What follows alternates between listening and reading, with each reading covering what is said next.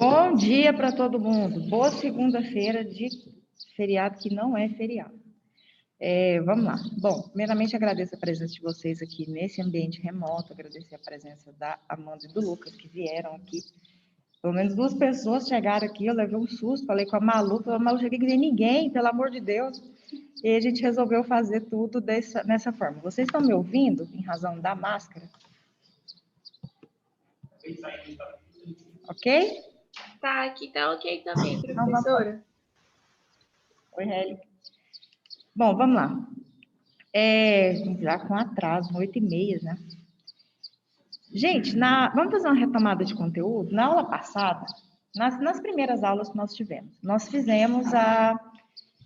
começamos a estudar procedimentos especiais e, estudamos a teoria dos procedimentos especiais, estudamos como que se identifica um procedimento como sendo um procedimento especial.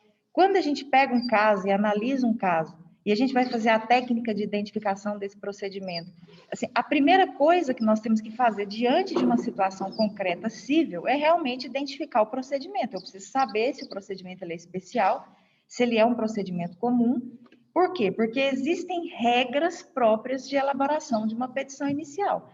Então, por exemplo, nós começamos a estudar ajuizado especial cível na aula passada. Então, eu chego aqui com um caso que eu até coloquei já. Só para atualizá-los. O AVA está atualizado, as aulas síncronas que nós tivemos, a gente faz essa gravação, já estão lá, e já tem uma perguntinha lá para vocês em relação à aula passada. E vamos trabalhar um pouco em cima dessa pergunta, até para facilitar para vocês compreenderem a importância de se identificar um procedimento. Então, suponha, vou pegar um caso que caiu numa peça do exame de ordem, foi exatamente a peça, e era uma situação de um homem que estava sendo cobrado no valor de 700 e alguma coisa, em termos de reais, porque ele devia esse valor para uma empresa de telefonia. E aí, o que aconteceu? Aconteceu que o nome dele foi para o Serasa, indevidamente, e ele nunca teve nenhuma relação com essa empresa de telefonia. O que nós temos aqui nessa situação? A primeira coisa, é um caso que eu acabei de contar para vocês, um caso cível. A primeira coisa é identificar se isso é um procedimento especial ou é um procedimento comum. Então, eu verifico. Eu tenho aí uma situação que não demanda uma alta complexidade de prova, é uma prova totalmente documental. É um caso que nós não teremos audiência, nós não teremos produção de prova oral, pelo menos até o momento, analisando esse caso, não tem. Então, talvez ele vá ser de procedimento especial em razão do valor. Então, eu tenho uma causa até 40 salários mínimos, com baixa complexidade probatória, que vai acontecer o quê? A pessoa vai e simplesmente vai pedir. É esse ponto que eu quero chegar com vocês. Sabemos que é de procedimento especial, em razão do valor. Nós teremos já uma primeira regra diferente para elaborar essa petição inicial, porque o endereçamento dessa petição inicial, ele não vai ser para o juízo de uma vara civil comum. Ele vai ser já para uma justiça especializada em razão do seu procedimento especial, em razão do valor e da baixa complexidade de prova, que é o juizado especial cível. Então, nós já temos aí uma regra diferente de elaboração da petição inicial. Então, eu sei que esse procedimento é um procedimento especial, já faço essa identificação. E até aproveitando que nós estamos tratando desse caso especificamente, um caso que foi cobrado na OAB, geralmente, que foi a peça, na verdade, então, como eu falei para vocês, nesse período, 90% das peças e da matéria de segunda fase, para quem for fazer processo civil, é esse período, é o 9º período. Então, intencionalmente, essa matéria fica para o 9º período. Mas se a gente tem uma pessoa que tem uma dívida, na verdade, está sendo cobrada uma dívida que não é dela, que é a situação mais comum que nós vemos no juizado especial cível. Existe uma dívida que não é da pessoa. Existe um dano, que aqui no caso especificamente só apareceu o dano moral. Até o momento eu não tenho informação de que ele tenha perda de negócios em razão dessa inscrição indevida. Que ação que nós vamos ajuizar em uma situação dessa? Uma inscrição indevida em razão de uma dívida que não é da pessoa. A situação mais comum que a gente vê dentro do juizado especial cível. E eu me recordo que quando essa peça caiu no exame de ordem, é uma ação pro juizado, uma ação muito simples, uma ação de indenização. A indenização todo mundo consegue visualizar. Mas eu me recordo que quando essa peça ela caiu no exame de ordem, 90% das pessoas esqueceram de colocar um nome na ação e esqueceram de fazer um pedido. Não, a tutela, todo mundo quer tirar já o nome do Serasa. Todo mundo já mentaliza aí nesse caso que tem direito à indenização e quer pedir uma tutela de urgência para já tirar o nome da pessoa mediante a comprovação da dívida. Na verdade, é um pedido principal, da ação principal mesmo. Vamos lá. Essa ação é uma ação de juizado, nós já identificamos o procedimento. Então, ela vai ser uma ação.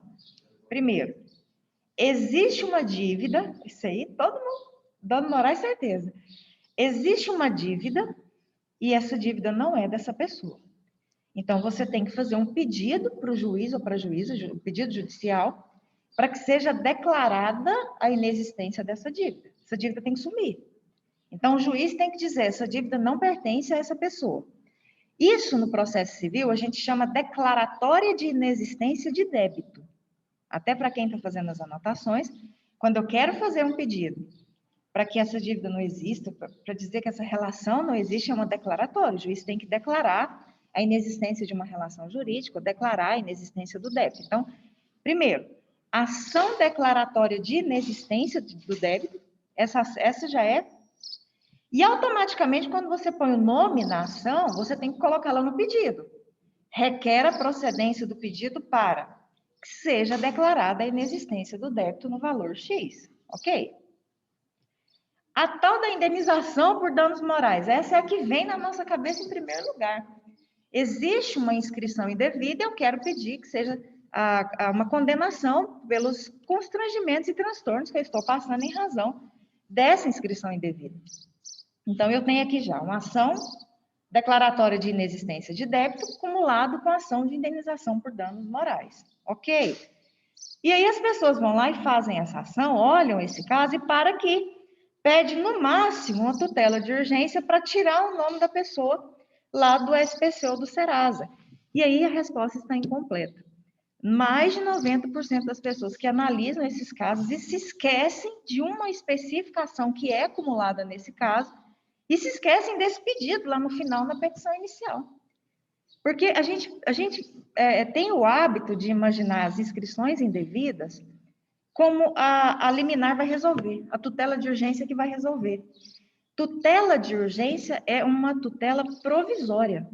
É algo que eu peço provisoriamente em razão, durante um momento processual, durante uma ação, trâmite do processo. Eu tenho que fazer esse pedido de forma definitiva. Toda tutela de urgência, ela é provisória, ela não é definitiva. Tanto que se vocês vão estudar quais são as tutelas provisórias, a tutela de urgência é um tipo de tutela provisória. Então, por exemplo, existe dentro das tutelas provisórias, tem a tutela de urgência e a tutela de evidência. E isso é provisório. Agora, nós temos que pedir de forma definitiva. E quando o juiz determina para que uma empresa ou para que alguém faça ou deixe de fazer alguma coisa, exatamente, Anderson. Eu tenho aqui, está faltando alguma coisa aqui nessa ação. Essa empresa, ela tem a obrigação, exatamente, essa empresa, ela tem a obrigação de retirar o nome dessa pessoa do cadastro inadimplente. Então, nós temos aqui, nesse caso específico, um simples caso, parece simples, de uma inscrição indevida, de uma dívida que a pessoa não tem ou que já está paga. Você tem que fazer o quê? Pedir para declarar a inexistência do débito, pode pedir a indenização por danos morais, se a pessoa quiser danos morais, só que tem que tirar definitivamente o nome da pessoa desse cadastro. Então, aqui a ação seria a ação de obrigação de fazer. Então, num caso desse, como que ficaria o nome da ação e até os pedidos? Porque o nome da ação vai refletir diretamente nos pedidos. Nós temos uma ação da declaratória de inexistência de débito, temos uma ação de indenização acumulado com a ação de indenização por danos morais, acumulado com a ação de obrigação de fazer. Então, lá nos pedidos vai ser com a tutela. Requer a procedência do pedido para declarar a inexistência do débito no valor X, para condenar o requerido, ou requeridas, ou requeridos ao pagamento de indenização por danos morais no valor Y, e a obrigação de retirar o nome da pessoa do cadastro inadimplente, que é uma obrigação de fazer. Ah, mas aí eu tenho que repetir, eu tenho que fazer o pedido da liminar? Tem, você vai fazer o pedido 2 vezes. Então, você vai requerer a concessão da tutela para que seja retirado o nome provisoriamente durante o andamento do processo e a procedência do pedido para que seja retirado definitivamente o nome dessa pessoa do cadastro de inadimplência. Então, é um índice de esquecimento da obrigação de fazer, como foi bem lembrado aqui pelo Wanderson, pelo Lucas, muitas pessoas se esquecem da obrigação de fazer e pode perder alguma coisa aí. Professora, na prática, se eu esquecer desse nome, obrigação de fazer, vai ter problema? Na prática, por ser juizado, vai prevalecer o princípio da informalidade, da instrumentalidade das formas, e o juiz vai acabar determinando a retirada desse nome. O que talvez não possa acontecer é que vocês consigam uma tutela sem pedir a tutela, mas no final da ação acaba sendo uma consequência da declaratória de inexistência de débito, tá? Então, a tutela, a ação seria declaratória, não, a ação a danos morais, ela não é declaratória, é condenatória. Então, seria uma ação declaratória de inexistência de débito, cumulado com indenização por danos morais. Não é um pedido, a obrigação de fazer, ela é um pedido no pedido. No nome da ação, ela não vem como pedido. Então, se vocês quiserem verificar aqui, ó, como que seria o nome da ação? Ação, entendeu? Ok, mas eu vou colocar aqui, ação declaratória de inexistência de débito, cumulado com indenização por danos morais, cumulado com obrigação de fazer,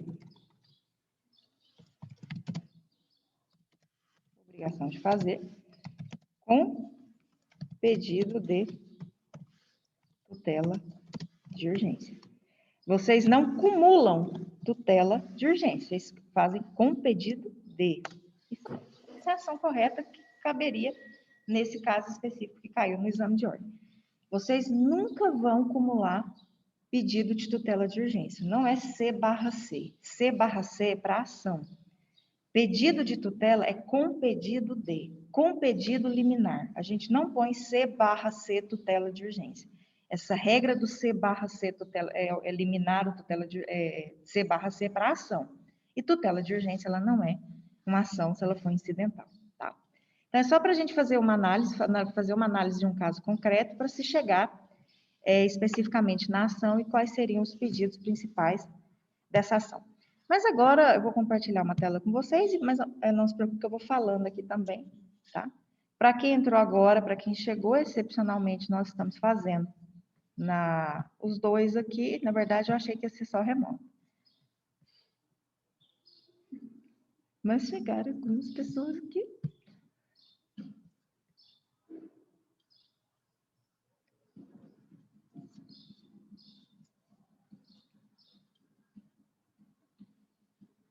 Vamos ver aqui, povo. O Zoom, ele é ótimo. Deixa eu abrir aqui, ó. Só um minutinho que a gente vai compartilhar uma tela.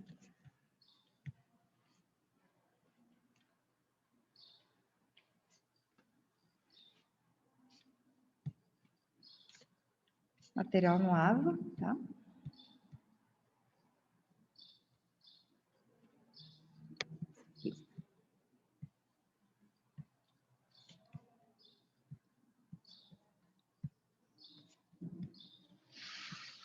Tá, vamos fazer esse compartilhamento de tela. Eu estou compartilhando a tela da nossa apostila que está no AVA. A gente está analisando o artigo 2º, o parágrafo 2º, que trata lá das regras da competência, das ações que são cabíveis no procedimento da Lei 9.099, e agora a gente vai falar, foi onde a gente parou na aula passada, que especificamente quais são aquelas ações que não são cabíveis na competência da Lei 9.099. E aí, na aula passada, nós falamos sobre as causas de natureza alimentar, ou seja, as ações de natureza alimentícia, elas não têm cabimento no procedimento da Lei 9.099, até pelas suas próprias particularidades de serem consideradas ações que tramitam perante uma vara especializada, que é a vara de família, e se for uma comarca que não tem a vara de família, são ações que não caberiam, até talvez pela necessidade de intervenção do Ministério Público, não teria essa possibilidade. As ações de natureza falimentar, porque decorrem de um juízo de falência, e o juízo de falência tem toda uma processualística específica que é incompatível com o procedimento do juizado especial civil. Ação de natureza fiscal, as ações de natureza fiscal nem poderiam ir para um juizado especial civil, até porque esse JEC, ele foi criado para particulares, ele não foi criado para públicos, entes públicos. Então, nós temos, se a gente pensar, mas eu quero ajuizar uma ação de menor valor e menor complexidade em face do município, ou em face do Estado, ou em face do Distrito Federal. Existe um juizado próprio, que é o Juizado Especial da Fazenda Pública. O JEC, esse da Lei 9.099, é um juizado privado. Ele não foi criado para tratar de questões públicas, para tratar de ações envolvendo interesse da Fazenda Pública, e muito menos fiscal. Não cabe a nenhuma discussão envolvendo acidente de trabalho, e nós vimos na aula passada o motivo, até apresentei para vocês um dos maiores conflitos negativos de competência que nós tivemos perante o STJ, foi quando houve a mudança da competência da justiça, das ações de acidente de trabalho saírem das varas cíveis para irem para a Justiça do Trabalho, aí teve um problema muito grande que o STJ demorou para resolver, enfim. Mas, de qualquer forma, não caberia um acidente de trabalho no juizado, gente, se a gente parar para pensar, até pela própria complexidade da matéria. Todo acidente de trabalho, ele vai ter uma certa complexidade probatória, pode demandar uma prova pericial e vai, certamente, em razão da natureza do próprio problema, da própria causa, e aí nós sabemos que no juizado especial civil não é cabível a produção de prova pericial. Quando eu friso esse não é cabível a produção de prova pericial, observem que eu não, em nenhum momento eu estou dizendo assim, não é cabível a produção de prova técnica. A prova técnica, ela é cabível no juizado especial civil. O que não é cabível é a produção de prova pericial, ir lá, nomear um perito, fazer uma perícia, apresentar o laudo, nomear assistentes técnicos, toda aquela produção de prova pericial que vocês já conhecem, e isso ela realmente não é cabível no juizado especial civil. A apresentação de prova técnica é cabível, daqui a pouco eu explico a diferença. Tá. Ações envolvendo resíduos, ou seja, aquelas ações, aquelas atualizações que não foram feitas em contas, geralmente são cadernetas de poupança, em razão de alguns planos antigos. Independente do valor, a gente não vai poder fazer essas ações no juizado. Ação que envolve o estado e a capacidade das pessoas. Essas ações geralmente são ações de competência da vara de família. Então, ação de interdição, ação de guarda, uma ação de adoção, ação de curatela, o inventário e partilha, todas essas ações que envolvam o divórcio, alimentos, que envolvam o estado e a capacidade das pessoas, não são ações que poderão ir para um juizado especial civil. Ok. Nesse ponto, vamos seguindo aqui, eu vou chegar nas partes e a gente vai voltar nessa questão do interesse da Fazenda Pública. Toda vez que a gente opta pelo procedimento do juizado especial civil, e a palavra é essa mesmo, eu falei para vocês na aula passada, opta, por quê? Porque estamos diante de uma competência que chamamos de relativa. Então, a competência das causas da Lei 9.099 são de competência relativa, em razão do seu valor, e isso significa que essas causas que as pessoas querem submeter para o juizado especial civil é facultativo. Então, vai ficar a critério de vocês encaminhar ou não uma causa para o juizado especial civil. Eu gosto de frisar isso porque nos outros juizados a competência é absoluta. Então, se, por exemplo, se vocês têm uma ação de reparação de danos contra a Caixa Econômica Federal e o valor for de 30 salários mínimos, vocês podem mandar para a Justiça Federal normal que o juiz lá ou a juíza federal, eles vão pegar e vão dar o procedimento do juizado especial federal obrigatoriamente, porque a competência é absoluta. Então, existe uma diferença entre o JEC, que é o juizado especial civil, e o JEF, o Juizado Especial Federal e até o da Fazenda Pública em relação a isso. A competência do JEC, ela é relativa, da Lei 9.099. É facultativo encaminhar uma ação para o juizado.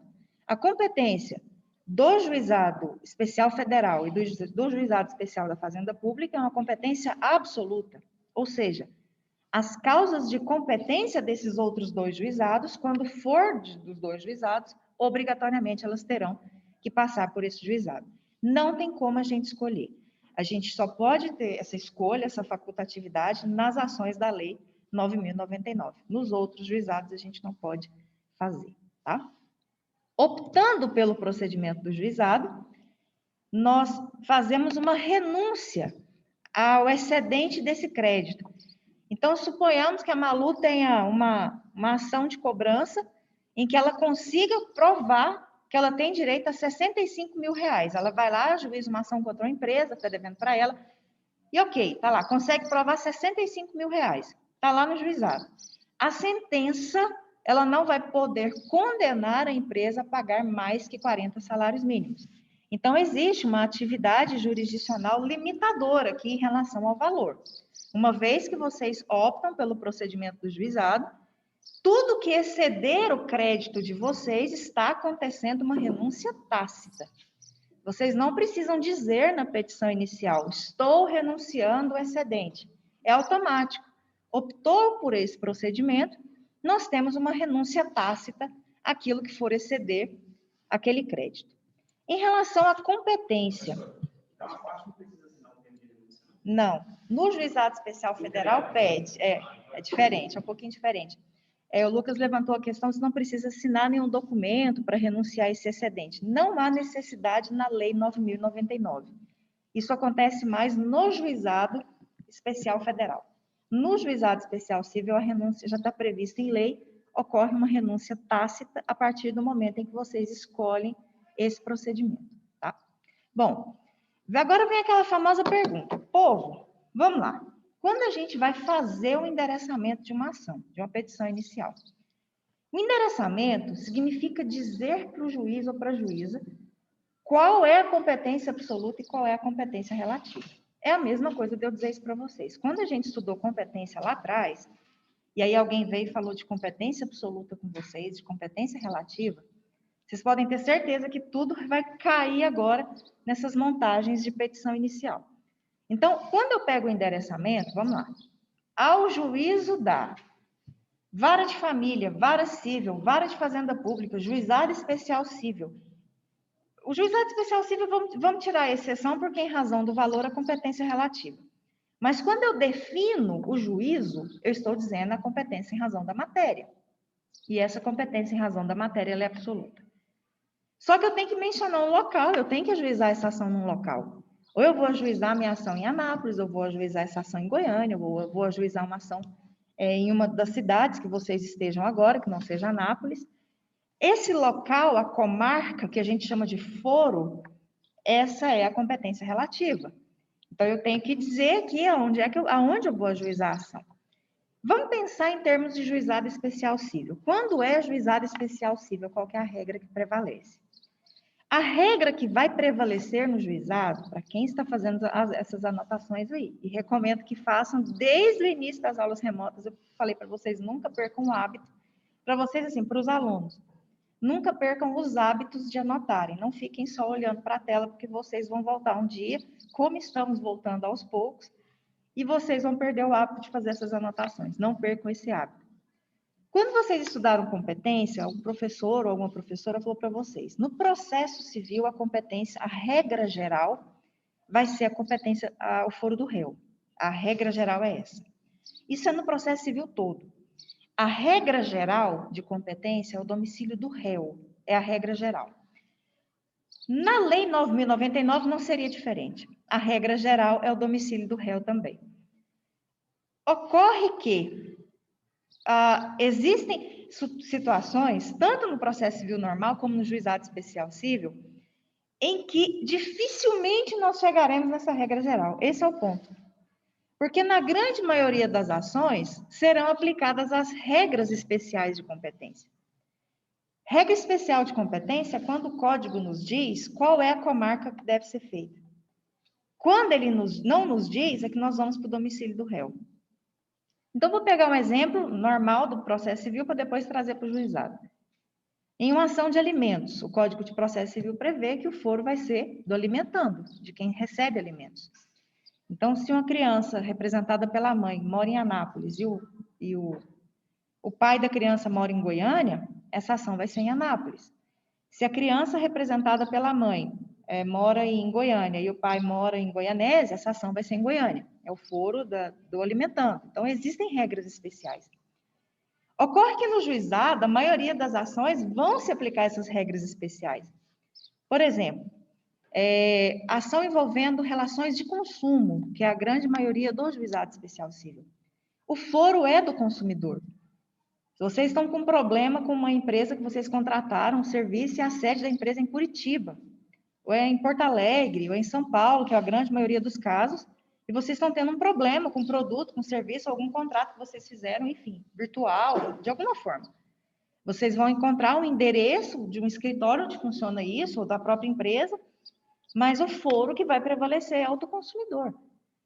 Tanto que nesse caso específico que caiu no exame de ordem, que é um dos casos que eu passo aqui para vocês, que logo vocês vão ver, acho que foi esse que eu postei, o último, aparece lá que o rapaz, ele mora numa determinada cidade do Rio de Janeiro e que a empresa está sediada, se eu não me engano, em Rondônia, em algum lugar, acho que no norte, mas para confundir mesmo, para quando vocês forem montar a peça, pensar assim, nossa, mas eu vou ajuizar essa ação aonde? Na cidade dele?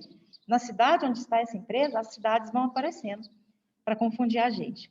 E não adianta, relação de consumo, independente do que esteja no contrato, suponhamos que a Luana, ela tenha feito um contrato, geralmente são contratos de adesão, e ela contraiu um tipo de empréstimo de um determinado banco, e lá naquele contrato está escrito que fica eleito o foro da comarca de Taubaté, lá em Taubaté, São Paulo, para resolver qualquer problema oriundo desse contrato. A Luana mora em Anápolis, por exemplo. E ele está tendo problemas de cláusula abusiva, alguma coisa envolvendo o consumidor. Ela é uma consumidora perante o banco. Ela pode ajuizar. Professor, o contrato fala que é São Paulo, não tem problema. Isso é por lei. É independente, ainda mais contratos de adesão. Essa ação, ela pode ser feita, aliás, ela deve ser feita na comarca do consumidor. No caso, se a Luana mora em Anápolis, ela pode fazer perfeitamente aqui. Ah, mas a empresa pode alegar incompetência relativa, porque a comarca está errada. Gente, relação de consumo, contratos de adesão, que não seja o foro da comarca do consumidor, ela já nasce nula por si só. Aliás, é uma das únicas hipóteses do processo civil, porque incompetência relativa é a outra parte que alega. A comarca está errada, é o réu que alega, em preliminar de contestação. É um dos únicos casos que o juiz pode reconhecer de ofício que a comarca não é correta. É quando há um problema de comarca em contratos de adesão. São aqueles contratos prontos, que a pessoa vai lá, assina, geralmente são bancos, ou algumas contratações, ou vocês vão comprar um carro, vocês vão comprar uma moto, aí vocês estão fazendo um financiamento. De repente, vocês vão pagar, chega um livro. Assina aqui o contrato, chama de um livro o negócio. Com as letras desse tamanho aqui. Vocês vão lembrar do que eu estou dizendo. E aí, está lá pequenininho, desse tamanhozinho aqui. O preço está desse tamanho no contrato. A cláusula do local está desse tamanhozinho no final. A pessoa vai lá e assina. Essa cláusula já nasce nula, se não for o foro do consumidor, então não tem discussão. Dentro do processo, a ação pode ser feita no foro do consumidor. Então, nós temos aqui algumas regras, outras ações que vão cair aqui agora e vocês vão ver, gente, mas não vai sobrar nada para a regra geral.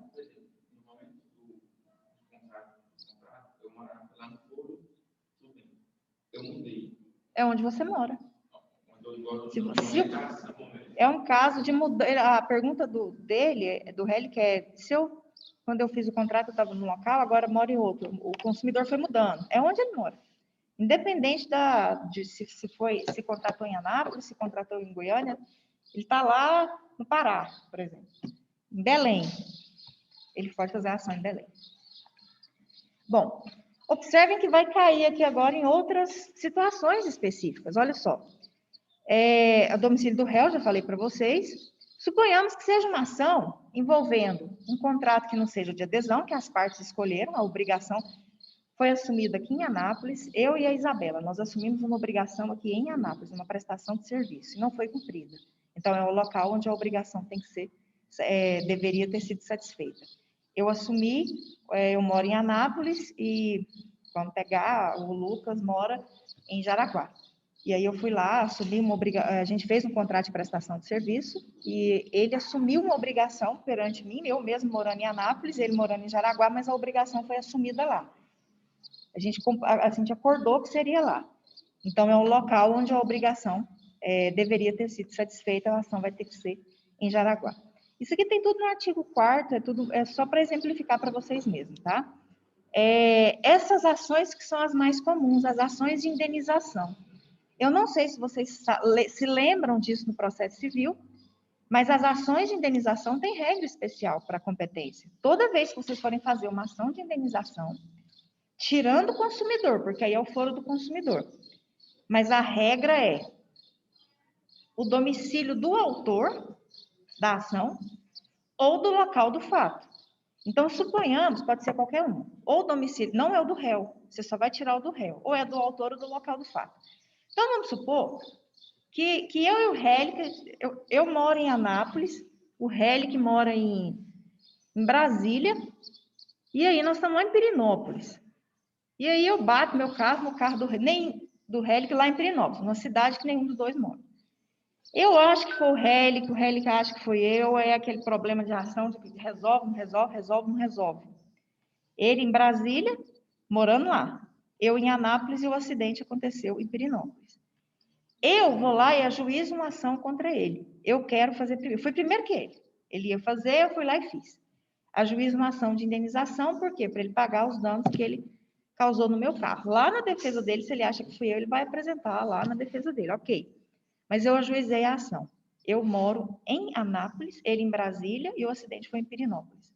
Onde essa ação vai tramitar? Ou em Anápolis, que é o domicílio da autora, ou em Pirenópolis, que foi o local do fato. Não em Brasília, que é o domicílio do réu. Então, nessas ações de reparação de danos, o domicílio vai ser ou do autor ou do local onde o fato aconteceu, tá? Enfim, vocês podem ter outras regras, são as previstas no artigo 4º, mas vocês podem ter outras regras específicas aí. Na ausência de regra específica, vocês podem utilizar subsidiariamente o Código de Processo Civil, que vai trazer para vocês regras específicas para se ajuizar a ação, tá? Da competência em razão do local. Quem pode ser parte e quem não pode ser parte no juizado especial civil? Nós estamos falando de uma legitimidade ativa, nós estamos falando de uma legitimidade passiva, quem pode ser autor, quem pode ser réu e quem não pode ser parte. Nós temos uma limitação muito grande para quem pode ser autor. Não é qualquer pessoa que pode ajuizar a ação no JEC, no Juizado Especial Civil. Isso é tanto da Lei 9.099 e também vai se aplicar para os outros juizados. Então, nós temos no artigo 8º algumas pessoas que podem ajuizar ações, né? Temos também as que não podem, mas eu vou focar nas que não podem, mas vou dizer para vocês quem pode, isso tem na lei também, ser parte legítima ativa em uma ação no JEC. Apenas essas pessoas aqui, ó. Pessoas físicas maiores e capazes, nós podemos ajuizar uma ação no JEC. Todos nós somos pessoas físicas maiores, capazes e podemos ajuizar uma ação no juizado. Segundo, quem pode ajuizar uma ação no juizado? Microempresa pode. Então, pessoas físicas maiores e capazes, microempresas, empresas de pequeno porte, todas essas empresas, elas têm um documento que as caracteriza assim. Todo microempresa tem um documento de microempresa. Toda empresa de pequeno porte tem um documento declarando lá pelo fisco que ela é de pequeno porte. Ah, professor, e aqueles microempreendedores individuais? Que eles não é tão antiga, igual a lei de 95, E a gente quer saber se enquadra, se um micro, a gente chama de os MEIs, os famosos MEIs. O MEI, o microempreendedor individual, ele pode ajuizar uma ação no juizado? Pode. Então, nós temos pessoas físicas maiores e capazes, a microempresa. Então, pessoa jurídica pode, desde que ela seja microempresa ou empresa de pequeno porte, só as empresas pequenas. Pessoas físicas maiores e capazes, microempresas, empresas de pequeno porte, o microempreendedor individual também pode, o MEI, ele pode ajuizar uma ação no JEC, com seu CNPJ. E algumas ONGs, não são todas, vocês não vão encontrar ONGs na Lei 9.099. Como que vocês vão encontrar? OCIPs. Não sei se vocês estudaram no direito administrativo, o terceiro setor, e lá tem as organizações sociais da sociedade civil. Não sei se vocês se lembram disso, as OCIPs. Vocês estudaram direito administrativo?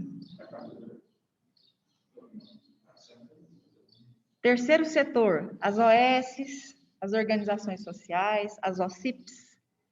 OCIPs. Deixa eu colocar aqui, não. Parar de compartilhar.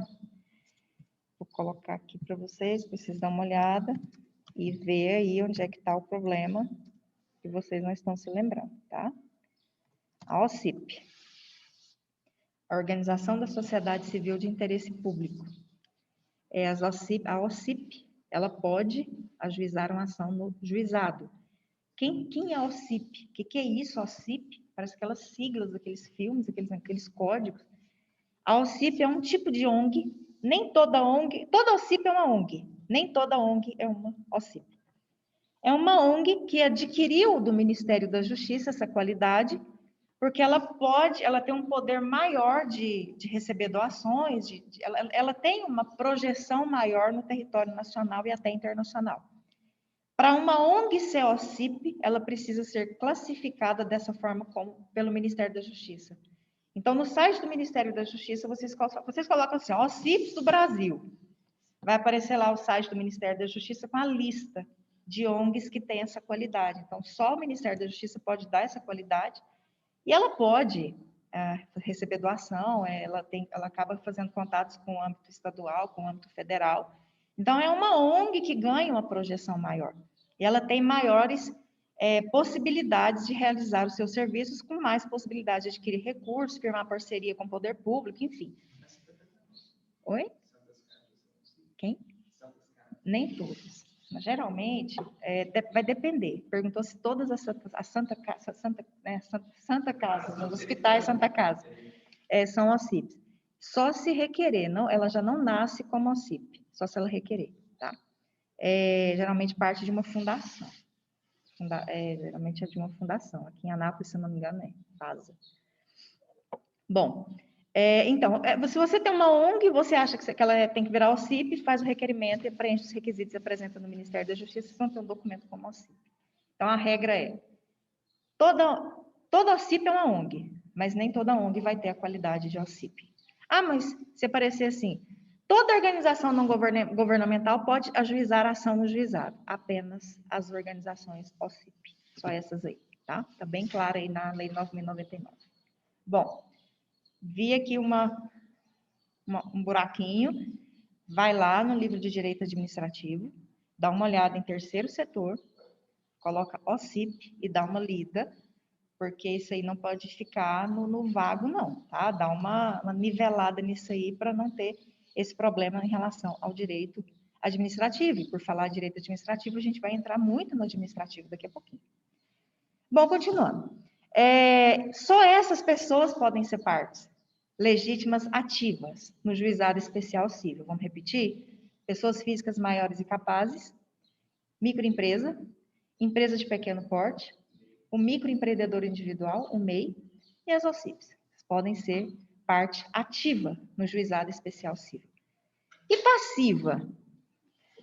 Estas que eu acabei de falar e as demais. Todas as grandes empresas, o porte da empresa no passivo agora não tem problema, tanto que a gente processa a Oi, a gente processa a TIM, a gente processa a Coca-Cola, a gente processa a NET, a gente processa grandes empresas. A restrição em relação ao passivo no juizado especial civil vai ser a mesma em relação ao ativo.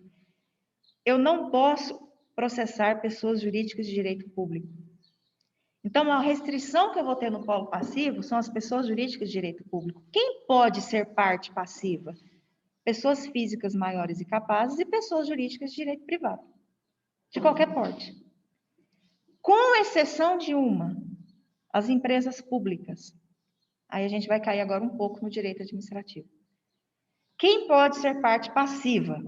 Pessoas físicas maiores e capazes, todas. E pessoas jurídicas de direito privado, independente do seu porte. Desde a pequenininha, desde o MEI, até a multinacional. Eu posso processar no juizado especial civil. No polo passivo eu não tenho essa restrição. A restrição vai ser em quem ajuiza a ação no JEC.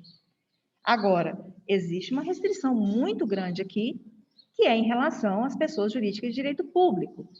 Não, é inadmissível, não é cabível, para quem está anotando, não é cabível que pessoas jurídicas de direito público sejam ativas ou passivas no juizado especial civil.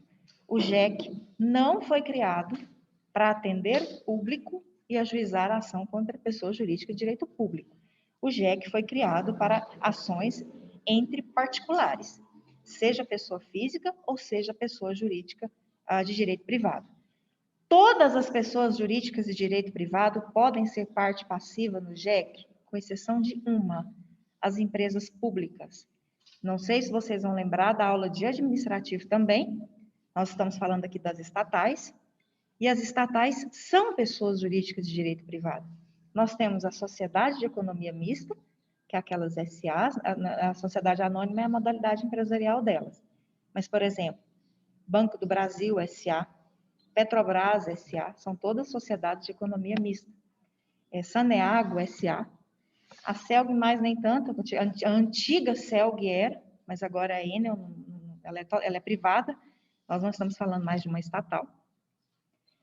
Mas a Enel também pode, a gente pode processar no juizado especial civil, mas Saneago, por exemplo, professora, posso processar Saneago no JEC? Pode. Pode, porque ela é uma pessoa jurídica, é mesmo prestadora de serviço público, ela é uma pessoa jurídica de direito privado e ela é uma sociedade de economia mista, ela é uma SA. Então, vocês podem processar a Saneago no juizado especial civil.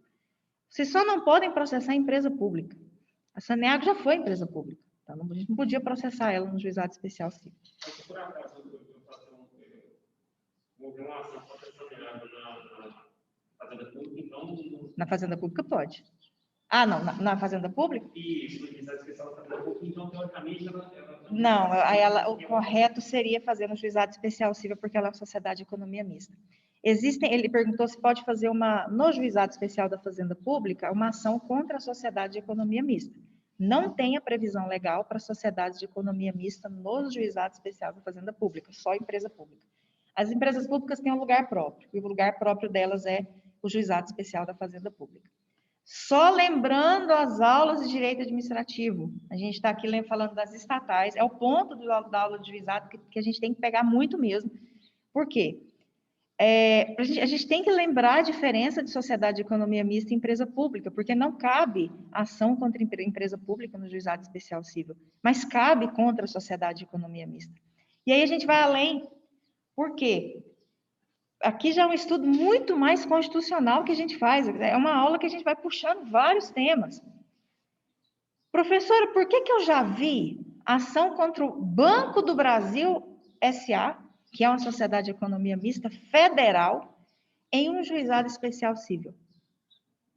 Por que pode? Porque o JEC é estadual. Por que eu posso ajuizar uma ação contra o Banco do Brasil, que é federal, em um órgão estadual, do judiciário estadual? A resposta precisa analisar a Constituição Federal, porque a gente só coloca no federal aquilo que a Constituição nos diz que é federal. Então, se você tem dúvida do que eu posso colocar numa Justiça Federal, no Juizado Especial Federal, tudo aquilo que está previsto no artigo 109 da Constituição Federal. Então, quando eu pego o artigo 109 da Constituição Federal, e lá eu tenho a competência da Justiça Federal, e eu pego eu faço a leitura. Se vocês tiverem aí, dá uma olhada, que vocês vão compreender isso que eu vou dizer agora. O artigo 109 da Constituição Federal, ele diz o seguinte, que compete aos juízes federais julgarem as causas envolvendo ações em que a União, fundações públicas, autarquias federais, empresas públicas federais, sejam partes assistentes, o artigo 109 não fala da sociedade de economia mista. O artigo 109 fala da União, fala das autarquias federais, fala das fundações federais, fala das empresas públicas federais, mas não fala da sociedade de economia mista federal.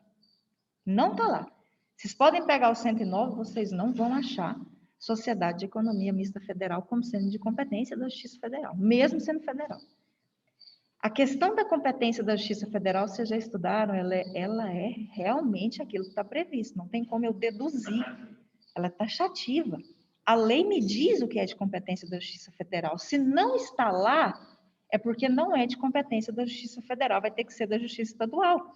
É questão residual, é questão de encaixar mesmo. Se não está lá, vai ser estadual. Então, independente de juizado, a gente já tem a primeira regra aqui. Ações envolvendo sociedade de economia mista federal, Banco do Brasil, Petrobras, elas serão de competência da Justiça Estadual, por falta de previsão legal na competência da Justiça Federal. Elas foram excluídas de competência da Justiça Federal. Isso é uma regra geral, independente de juizado ou não. Se eu quero processar o Banco do Brasil por 100 mil, então eu vou para a vara civil comum estadual, para cobrar os 100 mil do banco de indenização. Não tem previsão para ser no federal. Isso é matéria constitucional, isso é lá do direito constitucional. Agora, quando eu tenho uma ação contra o Banco do Brasil, Sociedade de Economia Mista Federal, esqueçam, tá? Justiça Federal. Só duas, e na aula delas especificamente a gente vai falar, mas a regra é de competência, até súmula para isso. É de competência da Justiça. Isso, aqui, o Matheus colocou aqui, a súmula 42. É de competência da Justiça Estadual, tá? Então, se eu tenho uma causa até 40 salários mínimos contra uma sociedade de economia mista, mesmo que seja federal, eu posso perfeitamente mandar essa ação para o Juizado Especial Cível. Por isso que a gente vê muita ação contra o Banco do Brasil no JEC. Às vezes a gente pensa assim, mas gente, o JEC é um negócio estadual, o que o Banco do Brasil está fazendo aqui? Isso tinha que estar na Justiça Federal. Não, não deve. Por quê? Porque as sociedades de economia mista federal foram excluídas da competência da Justiça Federal. Basta fazer uma leitura do artigo 109 da Constituição Federal que vocês vão compreender. Tá, então pode ser no JEC. Pode por dois motivos. Primeiro, sociedades de economia mista são pessoas jurídicas de direito privado, então pode. Segundo, não tem previsão para ser de competência da Justiça Federal. Eu posso perfeitamente mandar a minha ação envolvendo sociedade de economia mista federal para o Juizado Especial Cível, JEC, e não o Juizado Especial Federal. Essa mesma regra vai se aplicar às empresas públicas, Mari? Não. As empresas públicas estão previstas no artigo 109, então são de competência da Justiça Federal. Então eu posso mandar para um Juizado Especial Federal. Ah, mas o mesmo problema contra bancos tão semelhantes em juízos diferentes? Sim. Se eu quero processar a Caixa Econômica Federal por um dano de 10 mil, Juizado Especial Federal, porque ela é uma empresa pública. Se eu quero processar o Banco do Brasil por um dano de 10 mil, Juizado Especial Cível ou Parecível, que é facultativo, porque ela é uma sociedade de economia mista e foi excluída do artigo 109. Talvez seja uma das partes da aula do juizado que seja mais polêmica, é essa que a gente falou agora. Recomendo que vocês vejam essa gravação 60 mil vezes, mas também recomendo que vocês dialoguem comigo para qualquer dúvida que vocês tiverem, não fiquem com essas dúvidas. Não entendi nada. Professora, estou com vergonha de perguntar, não entendi. Manda um áudio, hoje é segunda, tá tranquilo, escritório não abre, só estamos aqui tendo aula, tá de boa, você vai passar a manhã inteira aqui, se eu tiver bateria para ficar, e internet a gente fica, tá? Tá bem tranquilo. E qualquer dúvida, manda aqui no inbox aqui a dúvida que eu respondo depois para vocês, ok? Vamos continuar compartilhando a tela. Aí. Bom, então aí a gente cai agora em quem não pode ser parte. Vocês nunca vão ajuizar a ação para essas pessoas no juizado. Incapazes, pelo amor de Deus, menores e incapazes não vão para o juizado, não tem a intervenção. Apesar de não ter uma vedação, não há intervenção do Ministério Público no JEC, não existe essa intervenção. Então, a gente não tem uma situação aí para poder levar ações envolvendo interesses de incapazes. Pessoas presas. O que um preso faria no JEC? Faz, o preso ele pode entrar com ação. Ele só não vai estar ali, né? Ele pode, na verdade, preso, ele pode até estar cumprindo uma pena numa semi-aberta, né, da área do penal, e quer ajuizar uma ação. Então, pessoas consideradas presas, elas não podem ajuizar uma ação. Que estejam presas não podem ajuizar uma ação no juizado. Pessoas jurídicas de direito público, olha aí a vedação, ela aparece no artigo 8º, tá? Naquele estudo que a gente fez. As empresas públicas da União, que a gente fez esse estudo agora, também estão no artigo 8º. Não pode ajuizar ação no JEC. Massa falida, tudo que envolve falência, a gente já tratou disso, em relação às matérias. Massa falida, aquela parte, né, por exemplo, da empresa que ficou, é tipo espólio. A massa falida, ela não pode ajuizar uma ação no JEC em razão de questões envolvendo falência por um juiz específico. Desconsiderem insolvente civil, porque a Lei 9.099 é de 95, e tivemos uma alteração no CPC em 2015, que não aparece mais a figura do insolvente civil. Não houve alteração na Lei 9.099, então vocês podem riscar essa palavrinha, porque ela não existe mais em razão das mudanças do CPC de 2015, tá? Mas para quem quer saber quem que é o insolvente civil, o insolvente civil, gente, é o falido mesmo. Sabe a pessoa faliu? Vamos supor que, ó, o Lucas quebrou. Não tem nada. Estou liso. Tá lisa. No direito, antigamente, né, quando tinha esse termo, a gente não falava assim, nossa, eu estou falido. Falência para a empresa. Quando era pessoa física, eu estou insolvente civil. Eu sou um insolvente civil, ou seja, eu estou assim, quebrar totalmente. Isso aí é um insolvente civil. Essa palavrinha sumiu do CPC de 2015 e, por consequência, acabou sumindo daqui também, tá bom? Vamos lá. Aquela velha questão, precisa, professor, de advogado no JEC? Eu tenho uma história aí que há causas até tanto, não precisa de advogado, tem isso mesmo. Bom, no juizado especial civil, o que acontece? Se a causa de vocês for até 20 salários mínimos, 20 salários mínimos, vocês não precisam de advogado. Então, na primeira fase, esse é o ponto que a gente tem que saber aqui umas diferenças. Da petição até a sentença. Posso ir para uma audiência, posso eu mesmo fazer minha ação e colocá-la no juizado? O problema é o seguinte, a lei prevê que não, tá? Então, na teoria, não tem necessidade até 20 salários mínimos de um advogado. Só que são ações via Projude. Às vezes você... O que acontece? Geralmente a pessoa procura um juizado e o próprio juizado já encaminha essa pessoa para a sala da OAB, porque vai ter um advogado lá para dar esse atendimento para ela, para não ter que pagar esse advogado. Então, vai ter ali alguém fazendo essa assistência. Acaba que no final Isso acontece muito, não é tanto para quem entra com a ação impolativa, é o réu. Às vezes eu ajuizo uma ação contra a Malu, aqui. Uma ação de cobrança, porque a Malu me deve 25 mil reais. Eu ajuizei uma ação contra ela. A Malu vira para mim e fala assim, não, vou pegar 25 não, vou pegar 8 mil, abaixo de 20 salários. Ela chega e fala assim, gente, eu não vou contratar advogado não, até 20 salários mínimos eu posso ficar sem advogado. Posso ir para audiência? A Malu, sozinha? Pode. Até 20 salários mínimos não precisa de advogado. Se ela entende que ela tem condições de ir, ainda mais na primeira audiência, a maioria dos juizados é para tentar acordo, ela pode chegar lá e ser presença de advogado normalmente. Professora, e se for uma audiência de instrução e julgamento? Estou sendo processado. 8 mil. Vai. Não é obrigatório. Se você acha que você vai conseguir conduzir ali uma instrução e não precisa do advogado, vai. A lei também não vai te obrigar, se a causa for até 20 salários mínimos. Você acha que consegue, vai. Já vi um negócio desse acontecer, a pessoa ligar no meio da audiência e falar, pelo amor de Deus, entrei. A sorte é que as audiências estavam acontecendo pelo Zoom, mandou o link e conseguiu juntar a procuração depois que o pau quebrou na audiência. Mas vamos lá. Até a sentença, não precisa de advogado. Ah, tá, mas a ação, uma área de 5 mil, eu quero recorrer. Precisa de advogado? Na segunda fase do juizado, precisa. O sistema recursal precisa. Então, não tem como. Assim, a ausência do advogado até 20 salários mínimos é na primeira fase, é até a sentença. Se precisar recorrer para a turma recursal, aí vai ter que contratar, é obrigatório que seja assinado por um advogado. Então, a gente ouve muita coisa, pode dispensar o advogado? Pode. Até 20 salários mínimos pode mesmo. Até a sentença. Houve a necessidade de recurso, aí é obrigatória a presença do advogado, mesmo que a ação seja de R$800. Vocês queiram fazer um recurso.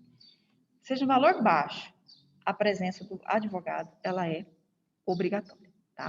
Esse que eu fiz sobre a mano, eu fiz que os caras que vocês podem utilizar. 26% entraram sem advogado, nós estamos até aqui falando.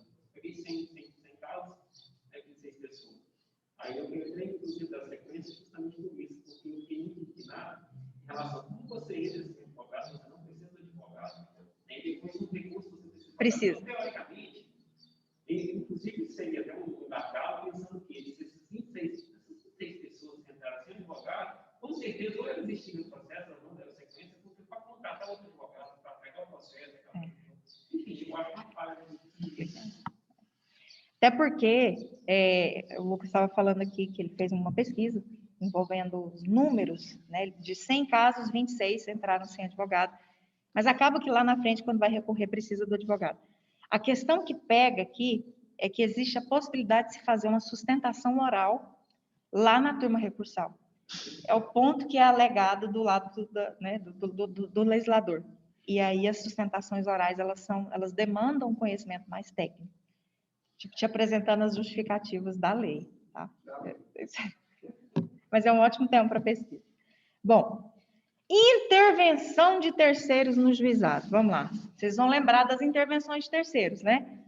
Lembra lá das 5. Nós temos 5 intervenções de terceiros no processo civil. Denunciação da lei. Olha, são dois assuntos que eu acho que no final, na verdade 3, porque eu tenho um meu próprio. Mas eu acho que dois assuntos que eu acho que a gente tem que fazer um nivelamento no final do nono período, com experiência de 16 anos dando aula para o nono período. Tutelas de urgência e intervenção de terceiro. É um negócio que eu vou porque eu tenho convivência acompanho vocês no processo civil, sem vocês perceberem, porque eu faço parte do NDE que constrói as matrizes do processo civil, e passa para os professores, eu olho aquilo ali, quando eu vejo e pego, todo semestre eu pego ali aqueles conteúdos de processo civil e vou olhando o que foi alterado, o que não foi alterado, o que tem que tirar as emendas, não os conteúdos que os professores fazem, isso a gente não entra, é a autonomia do professor. Nas emendas, o que obrigatoriamente tem que aparecer nos conteúdos, é isso que eu estou dizendo. Existe aqui um núcleo pensante do curso, os representantes sabem disso, muitos alunos sabem disso, e cada um fica responsável por algumas áreas e eu fico ali responsável pelo humanos, processo civil, enfim. E aí eu pego, eu espalho, assim, ele inteirinho do primeiro, era até o 10º, agora até o 9º, na nova matriz, e eu fico ali olhando e vendo o que está repetindo, o que não está repetindo, fico vendo exatamente o que está acontecendo dentro do processo civil de vocês. Eu vejo 2 zonas nebulosas em termos de assimilar, e também que esses anos todos dando aula de processo civil, quanto é lugar, que às vezes eu estou num lugar, fala, entra aí que você tem uma aula para dar de processo civil. Eu falo, como? Não estou nem sabendo da aula. Não, esses links agora, só aparece o link, entra aí nesse negócio. Eu vejo, e pela experiência que eu tenho, até na própria OAB, porque depois que vocês passam na OAB, existe a Escola Superior de Advocacia, onde vocês vão se atualizar. Então, eu ministro muitos cursos para os advogados. E aí eu estou lá com uma turma de 70 advogados. Principalmente quando era presencial, as salas são imensas, 90. Teve um curso que eu dei para 110 advogados de petição inicial.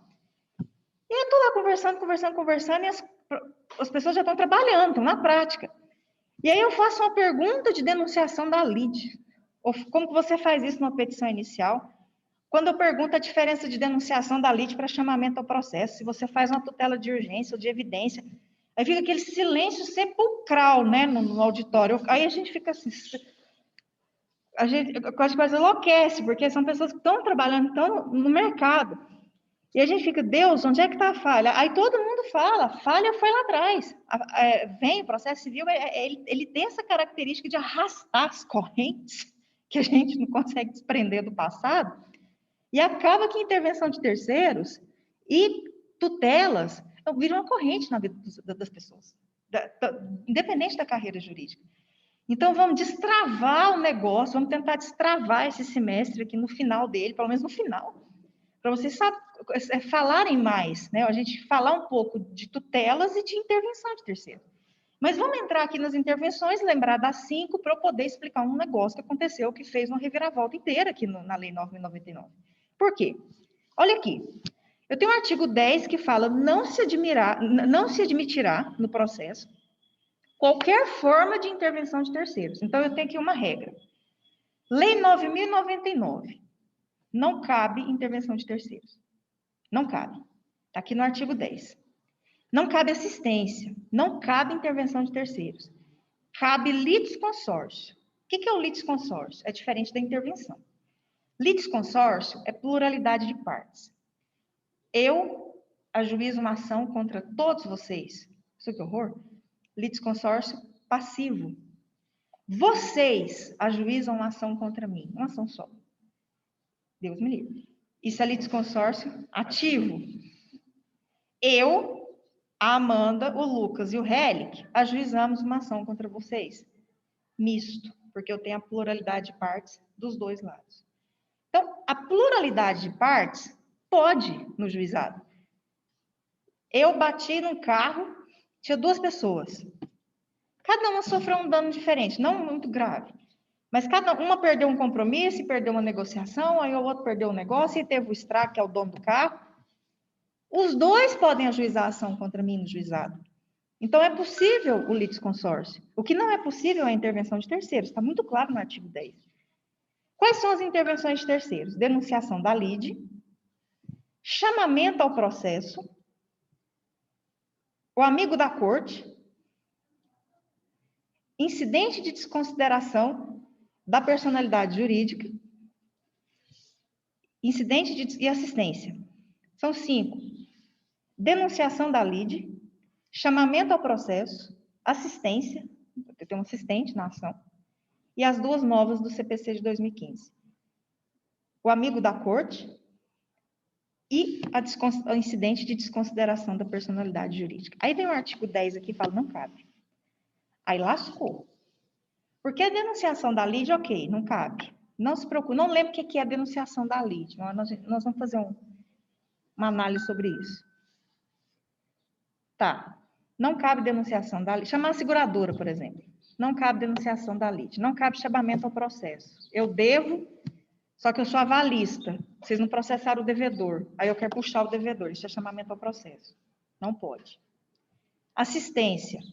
Alguma terceira pessoa quer entrar no processo que ele tem interesse naquela ação. Não pode. O amigo da corte também não tem previsão. Amigo da corte é aquela pessoa, amigo curiae. É aquela pessoa que vai para levar seus conhecimentos técnicos para fortalecer os argumentos. A gente vê muito no Supremo Tribunal Federal, nas sustentações orais, um amigo da corte. Amigo da corte é um nome engraçado, o amigo curiae. Mas é uma pessoa mais técnica na área que é chamada por uma das partes para trazer esclarecimentos sobre aquele determinado tema mais polêmico. Não usa muito em todas as ações, não. Mas tem um aqui que deu um maior problema. Por quê?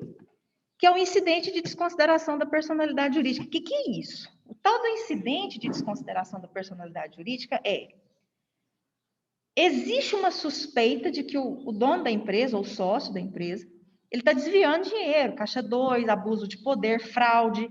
Isso vocês já estudaram no direito civil, artigo 50, essas situações.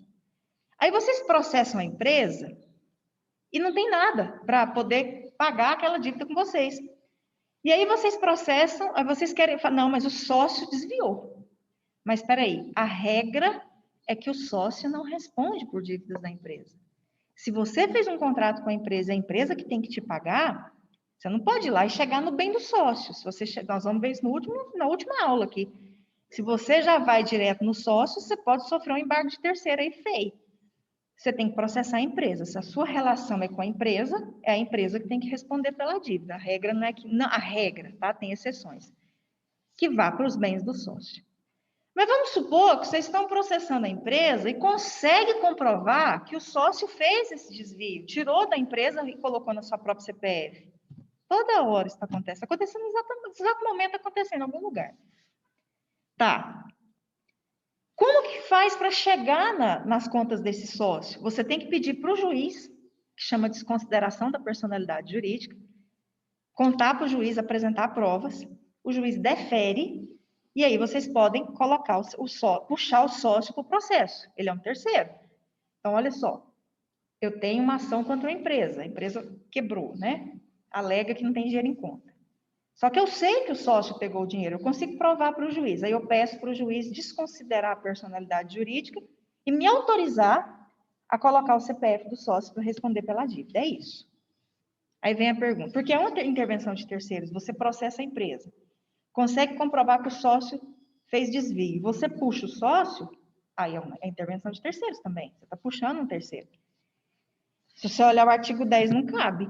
Vem o CPC de 2015 e coloca isso como intervenção de terceiros. Não era, não. Aí você fala, pronto. E sempre foi feito no juizado? Sempre. É possível, sempre foi feito isso no juizado. Pedir a desconsideração da personalidade jurídica para chegar no sócio. E aí isso vira intervenção de terceiros, só porque mudou o nome intervenção de terceiros, eu não posso mais fazer. Ficou uma polêmica, gente, em 2015, que ficou assim, o juizado não sabia se fazia, se não fazia. Não tem sentido tirar isso, nenhum. Aí o que acontece? Houve uma releitura do artigo 10. Não se admitirá, existe um artigo próprio lá no Código de Processo Civil, só preciso pegar se é o 1063 ou 1065, 1064, eu vou olhar aqui já, que fala especificamente disso. Façam a seguinte releitura do artigo 10. Não se admitirá no processo a intervenção de terceiros, é a regra. Com exceção da desconsideração da personalidade jurídica, porque ela já existia antes do CPC de 2015. Já era feito isso no juizado. Quem abrir aí, dá uma olhada. Pega o 1063, vai dando uma lida, até achar, vocês vão achar essa regra e me fala aqui. Processo civil. É isso. Não existe a intervenção do Ministério Público no procedimento do JEC. E aqui é bem para a gente poder já passar para a parte processual. A ação, ela começa com o procedimento do juizado, ela já começa com uma petição inicial, que vocês vão endereçar para o juizado especial cível da comarca X, vai depender do caso que vocês estão trabalhando. Você começa com a petição inicial mesmo, com essa petição inicial vocês começam o procedimento, e aí a petição inicial, ela não tem uma característica muito específica do juizado. 1062, o artigo 1062 do Código de Processo Civil, para quem está fazendo as anotações, autoriza a desconsideração da personalidade jurídica nos procedimentos da Lei 9.099, tá? Artigo 1062 do Código de Processo Civil. Autoriza expressamente a fazer a desconsideração da personalidade jurídica na Lei 9.099. Por isso que a gente tem que mudar um pouco essa leitura do artigo 10. Não se admite intervenção de terceiros, a regra é essa. Com exceção da desconsideração da personalidade jurídica, conforme artigo 1062 do CPC. Então, vamos ouvir uma ação. Sabendo que a pessoa é uma massa falida, digamos, então vamos falar que ele é um insolvente, né? E ele tem um fiador, uma valência. Então, já teoricamente está pensando na possibilidade de... Não faça. Mas então, vamos ver, né? Talvez ele precise comunicar. Exatamente. O Lucas fez a pergunta que eu fiz a observação para vocês na nossa primeira aula. Eu fiz a seguinte observação. O juizado, ele é ótimo, porque ele facilita e desburocratiza muita coisa, e ele é muito mais barato, você não tem custos iniciais. Mas são vocês, profissionais, que vão observar a causa, a ação, o caso, e ver se vocês não serão tolhidos de alguns instrumentos que vocês possam precisar no meio do caminho, porque o juizado é simplificado. Então, não cabe intervenção de terceiros à regra. Vai que vocês precisam de uma seguradora lá na frente, ou chamar um avalista lá na frente, ou um devedor principal. Vocês vão fazer o pedido, o juiz vai indeferir. Por quê? Porque não cabe a intervenção de terceiros. Só o incidente de desconsideração da personalidade jurídica.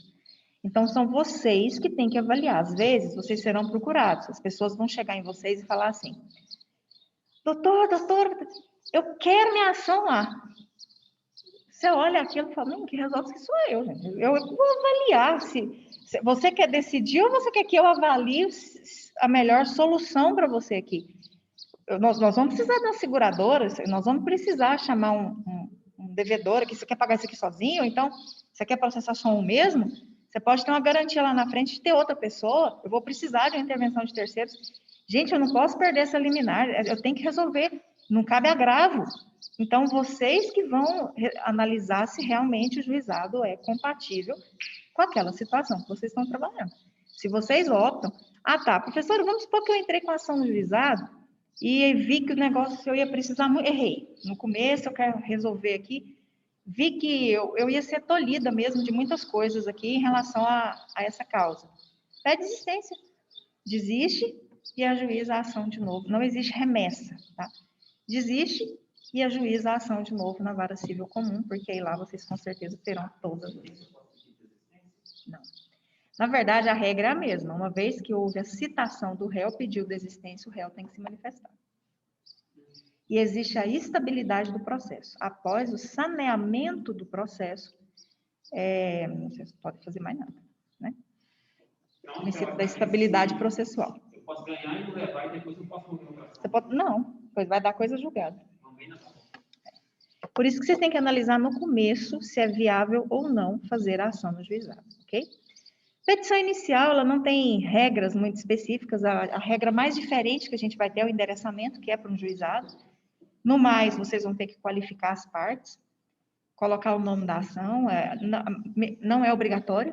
Sempre me perguntam, Mário, o nome da ação é obrigatório? Na verdade, não tem lei que diz, que prevê que o nome da ação seja obrigatório, mas é importante vocês colocarem o nome da ação. Antes, quando os processos eram físicos, essa discussão era interessante. Hoje, não, gente, só quem já faz estágio ou trabalha no juizado ou qualquer outro lugar sabe. Toda hora, você põe na petição inicial, você vai inserir isso no Projude, que é o sistema virtual processual aqui de Goiás. Toda hora pede classe, o tipo de ação, o nome da ação, às vezes nem tem, a gente fica louco lá no Projude tentando encaixar e não consegue. Então, hoje em dia, essa discussão se tornou obsoleta, porque todo lugar você vai cadastrar o nome da ação. Acaba que, né, se tornou desnecessária. Pode falar, Isabela. Professora, logo após que eu entrei com uma ação no juizado, seguiu todo o processo, né, coisa foi julgada, porém, eu analisei e vi que se eu tivesse usado alguns aparatos que não eram possíveis no juizado, às vezes o curso do processo teria sido diferente, mais favorável a mim. Eu posso entrar com essa mesma ação no juizado comum, no juizado não, na justiça civil comum? Não, pode, né? Pode, desde que você tenha a sentença de desistência no juizado. Mas e se foi julgado? Não, foi a pergunta que o Lucas fez. Uma vez julgado, só via recurso, você pode tentar no sistema recursal do juizado, só. Porque o que vai acontecer? Na hora que você pode até entrar, Isabela, você vai conseguir entrar. Mas o que vai acontecer? Quando o réu for citado, porque o juiz também não vai saber que às vezes foi no juizado. O réu, na hora que ele for citado, ele vai colocar na contestação dele, lá vai para a audiência de mediação, por exemplo, ele vai alegar isso, não vai dar muita coisa. Mas na defesa dele, ele vai abrir uma preliminar de contestação e vai colocar da coisa julgada e vai apresentar para o juiz a sentença, a cópia do processo transitado em julgado. O que vai acontecer com o seu novo? Vai ser extinto por coisa julgada. Ok?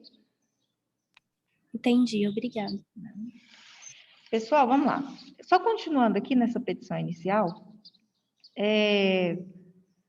a Lei 9.099 não traz as regras específicas da petição inicial, como o Código de Processo Civil traz, então a gente tem uma lei muito aberta, e a gente pega a aplicação subsidiária do artigo 319 do Código de Processo Civil, o endereçamento, a qualificação das partes, a construção dos fatos, o direito, que é aquele que vocês entendem que está sendo violado, onde vocês podem trabalhar artigos, a lei, a jurisprudência, precedentes, os pedidos, muita atenção nos pedidos do juizado.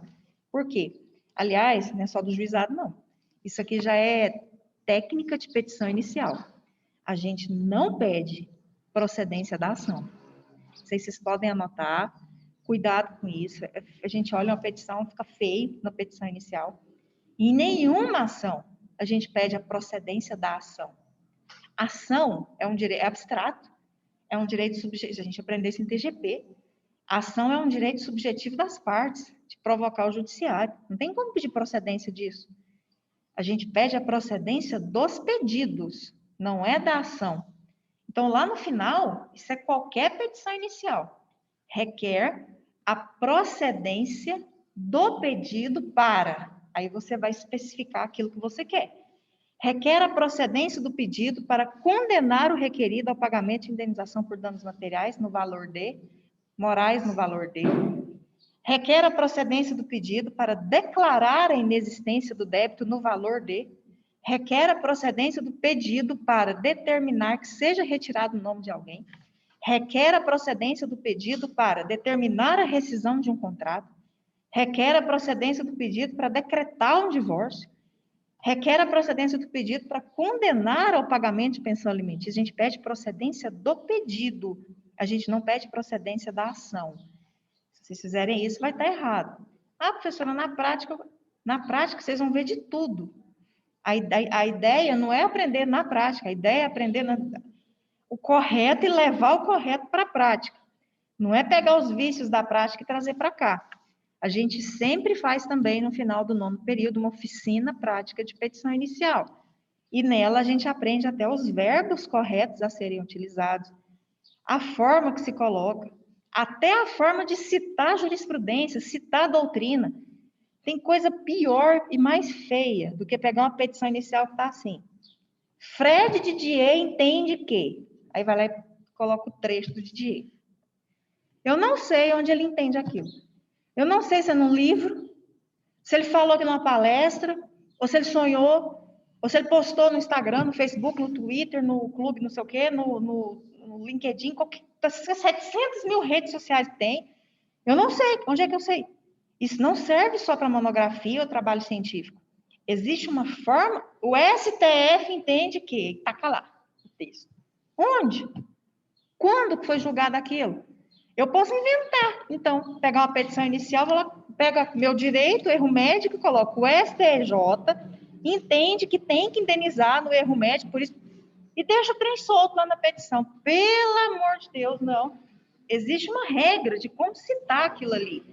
Uma forma. E não é igual na monografia que a gente põe lá aspas, parênteses, último sobrenome, página, online, não. Isso é científico. Isso é uma pesquisa científica. Para elaborar a petição, peças, a gente faz pesquisa instrumental, é diferente. Instrumental e científico são coisas completamente diferentes. Então, existem até as formas de citar isso, tá? Então, a gente faz aí uma oficina prática de petição inicial, até para a gente conhecer até as palavras que usa e as que vocês nunca devem usar. No final do semestre, a gente faz essa oficina prática de petição inicial. E a gente acaba falando desse negócio da procedência do pedido. Coloca o valor da causa, tem que ter. Toda causa tem um valor, mesmo que ela não tenha conteúdo econômico. E vocês colocam lá R$ 1.500 para efeitos fiscais, apesar de não ter recolhimento de custas iniciais no juizado, mas tem que ter. Aí o que acontece? Montou a petição inicial, colocou os documentos, procuração, inseriu no Projude.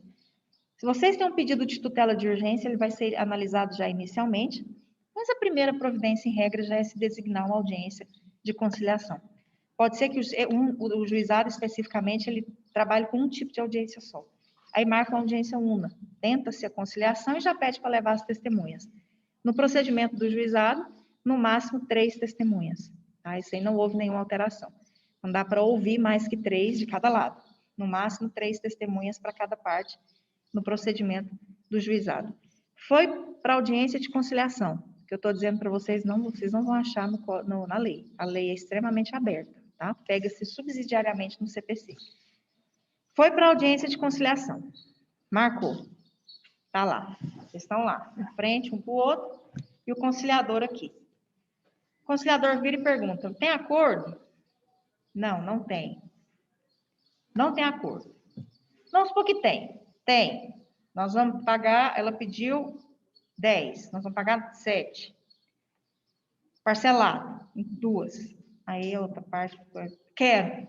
Prefiro receber 7 parcelado em 2 do que esperar 6 anos para receber, talvez nem isso. A pessoa vai lá, raciocina, vamos supor que deu acordo. Homologa por sentença, organiza o pagamento, deposita, ou direto na conta da pessoa, vai depender do que for decidido na audiência, fechou o processo. Não teve acordo. O processo vai seguir. Como que ele segue agora? Depende. O conciliador vai virar para vocês, advogados. Doutor, doutora, vocês entendem a necessidade de produzir prova oral? O que é isso? Ouvir as partes, ouvir testemunhas? Vocês querem isso? Aí os advogados olham e falam, não, tem necessidade.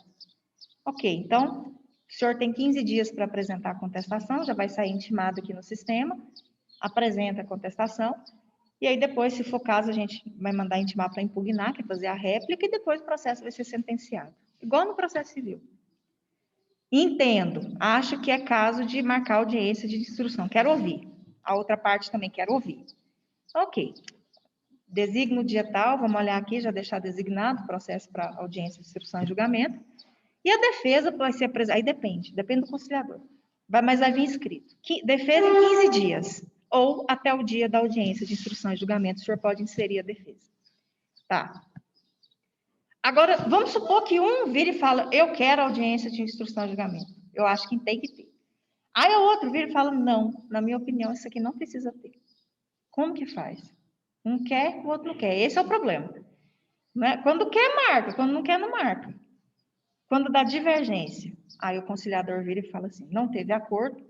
Como uma parte quer e a outra não quer, o processo vai concluso, porque é o juiz ou a juíza que vão decidir se é caso de audiência de instrução e julgamento. Aí precisa de decisão, mas de qualquer forma, o senhor tem 15 dias para a senhora tem 15 dias para apresentar a defesa, já vai sair a intimação aqui no próprio sistema.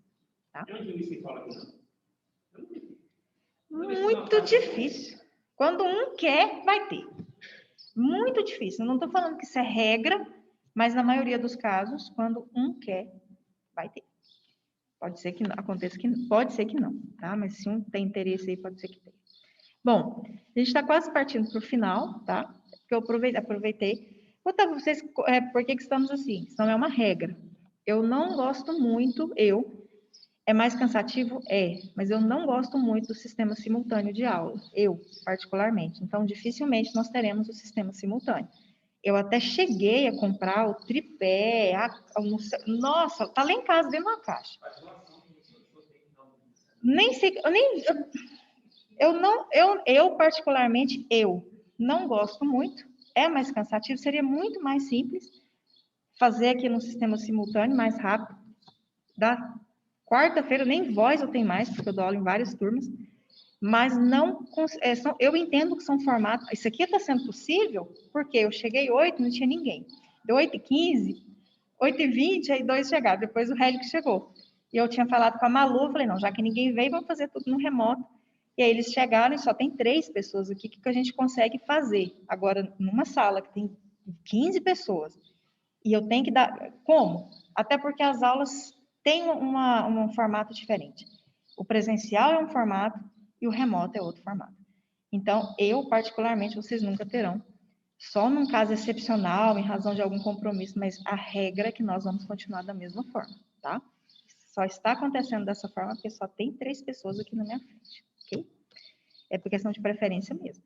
A não ser que a turma queira, inteira, querendo simultâneo, aí a gente faz. Mas eu, assim, como professora mesmo, estou dizendo para vocês, é mais cansativo para o professor. Mas, na minha opinião, são formatos diferentes. Mas fica a critério de vocês. Por mim, a gente mantém do jeito que está. Bom, só mesmo para a gente fechar mais uns 5 minutinhos aqui, e até foi bom, porque vocês aqui do remoto estão tendo mais tempo de aula.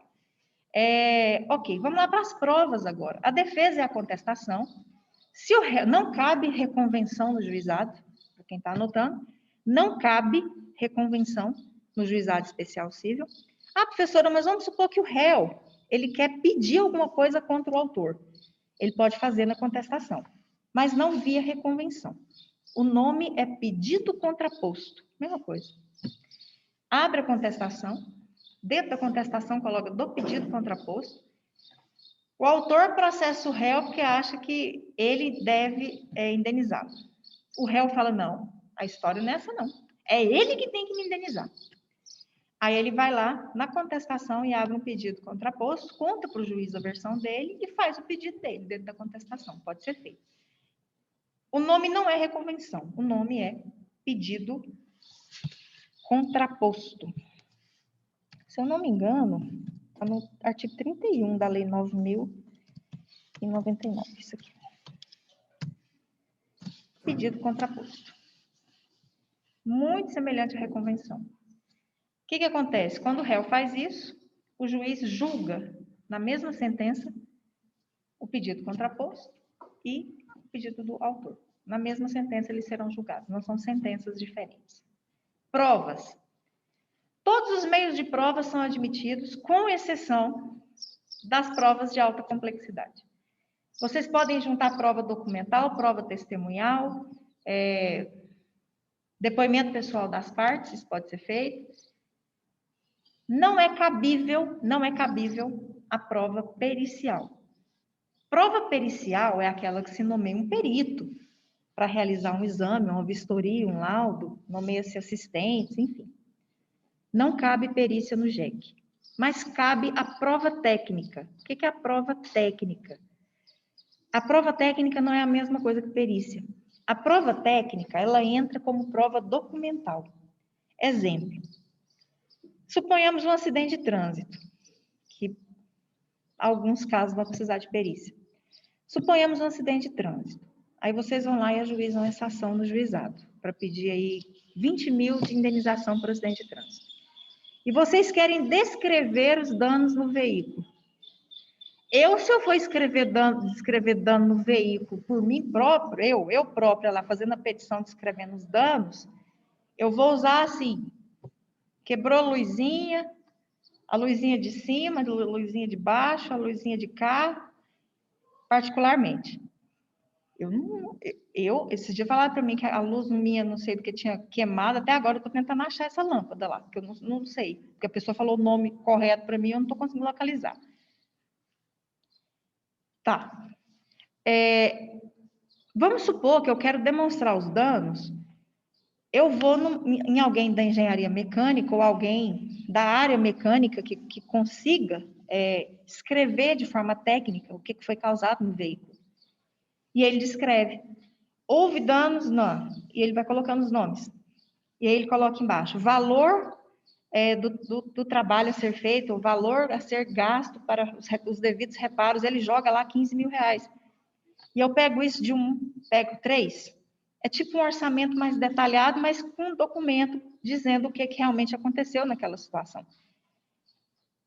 Ou então, um outro exemplo que eu vi acontecer, mas na verdade, nesse caso aqui, na verdade, foi culpa do vizinho. Um vizinho processou o outro por causa do problema de uma árvore. O próprio vizinho, ele estava tirando a árvore lá, sem autorização do município, enfim, estava tirando a árvore, e a árvore caiu em cima da casa do outro. E os danos não chegaram a 40 salários. Se eu não me engano, teve um dano de 18 mil, uma coisa assim. E aí ele foi descrever quais foram os danos no imóvel. Ele contratou um engenheiro civil, o engenheiro civil fez um relatório, um laudo, descrevendo os danos no imóvel, para apresentar para o juiz. Isso é um documento. É feito por um técnico, mas é um documento.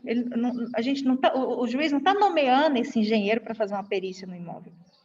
Na hora de ajuizar a ação, vocês apresentam esse laudo feito por um engenheiro civil, dizendo os danos que aconteceram naquele imóvel. Isso não é perícia. Isso é prova técnica. É diferente. A prova técnica, ela entra como documento. A prova técnica, ela é permitida no juizado. Tive meu acidente aqui. Bati o carro. Deu os estragos na traseira. Eu quero um documento feito por alguém da área do que realmente houve, até para esclarecer para o juiz, para a gente poder montar uma petição. E a gente anexa esse documento. Isso é uma prova técnica. Não é permitido a perícia, mas a prova técnica ela é permitida no juizado. Então, não confundam prova técnica com perícia, tá? Perícia é outro procedimento, muito mais complexo. Aí vem aquela famosa pergunta, professora, tá, juntei lá o laudo daquele profissional. Na audiência, o juiz pode mandar chamar esse profissional e ouvi-lo? Isso acontece muito na perícia. Pode.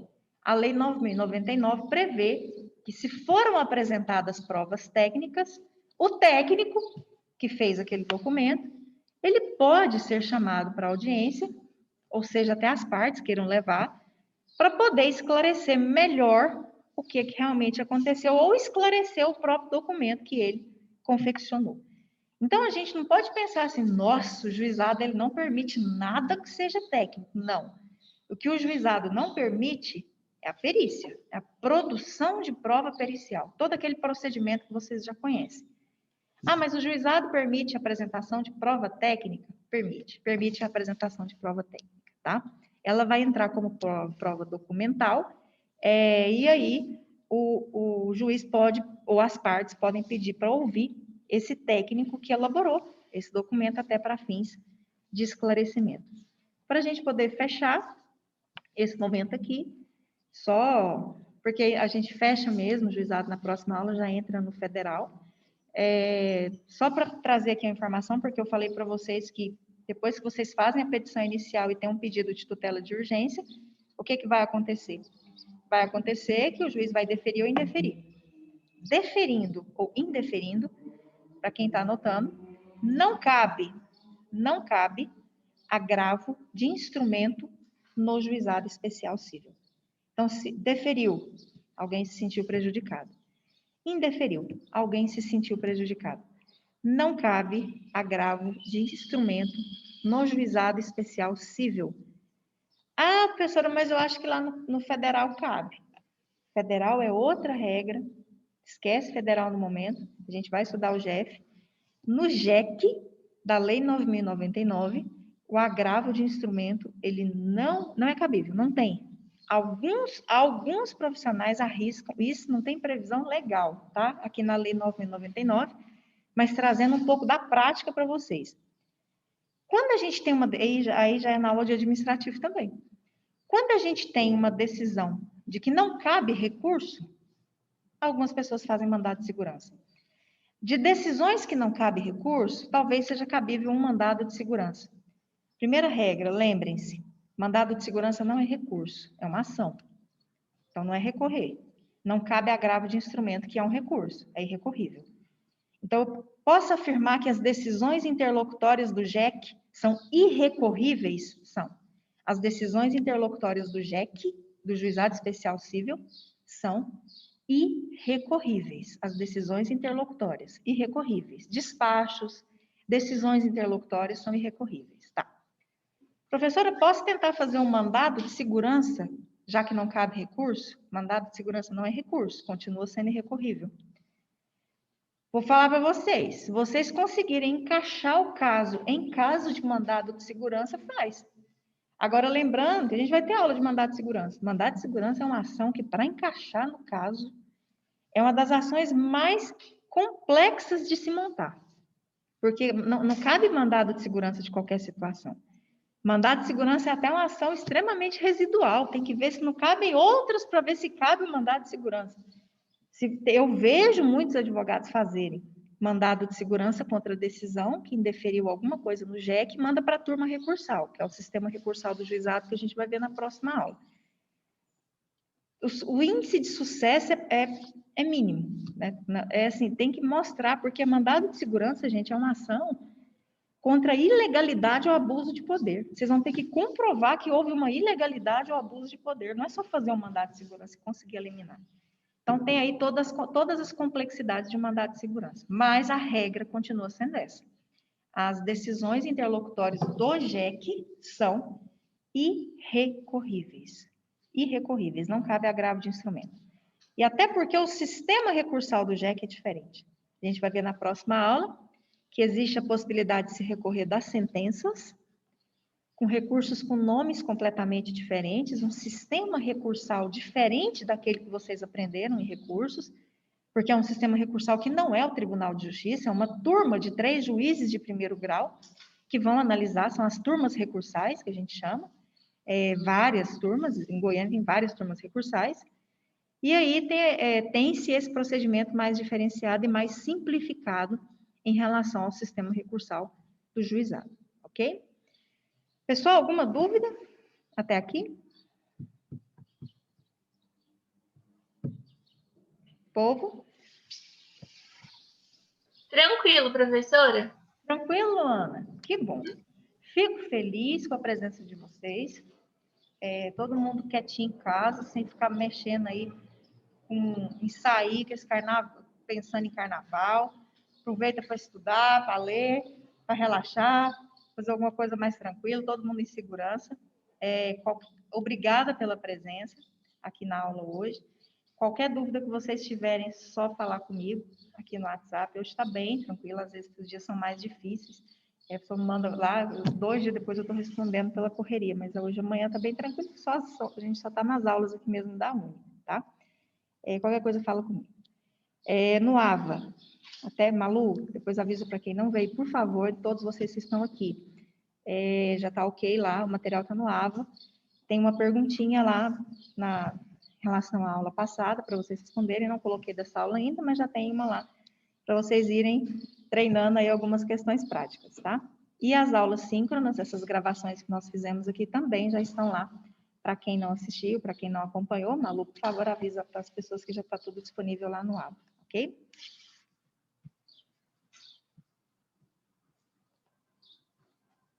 Boa semana para vocês. E qualquer coisa, fala comigo.